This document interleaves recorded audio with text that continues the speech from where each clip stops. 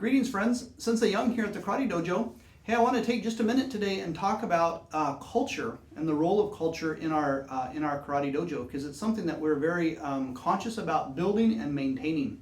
And it's a big contributing factor to our students' experience here in our school and our teachers' experience in our school. And a lot of times I'm talking to families, to students, to parents, and they're very appreciative of how they feel in our school, how they're treated by our teachers, how they're treated by the other students and their families.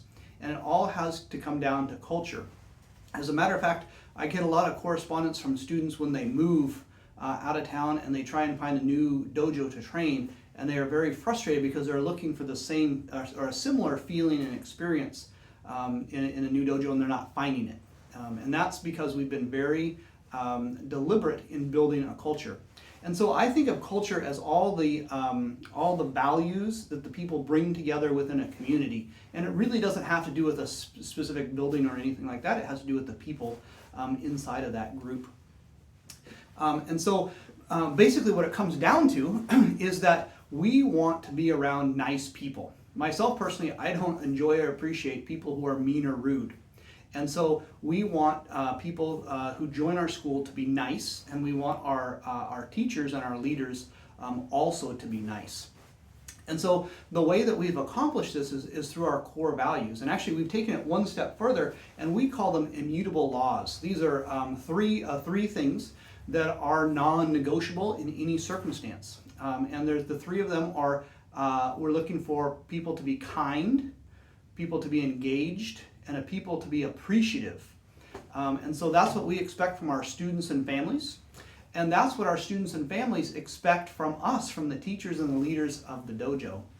And so this is how, when issues or conflicts come up, this is how we're able to move through them very beautifully and have sometimes some difficult conversations, because the leaders and teachers and the students and parents are all kind, engaged, and appreciative. And so that's what has really forged the culture in it.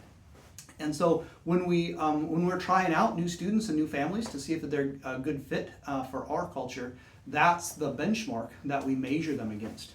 And we have decided not to allow some folks to join our dojo in the past, and we have decided to move some folks out of our dojo in the past. Because the core values, those immutable laws, kind, engaged, and appreciative, they just didn't line up. And it's been really important for me as the leader to make sure that we protect that. Because we have an incredibly wonderful dojo, we have incredibly wonderful students and families, and we have incredibly wonderful and talented teachers and leaders.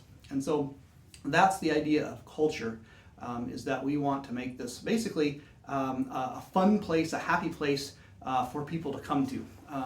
I really look forward each and every day to coming to the Karate Dojo, and I want you to look forward to each and every day coming to the Karate Dojo. Now, that doesn't mean that we don't have ups and downs and bumps in the road as we're going along, but as long as we're all nice to each other, we're kind to each other, we're engaged, and we're appreciative of the work that each other is doing and the things that we bring into the group, that's what makes our school a wonderful, wonderful place.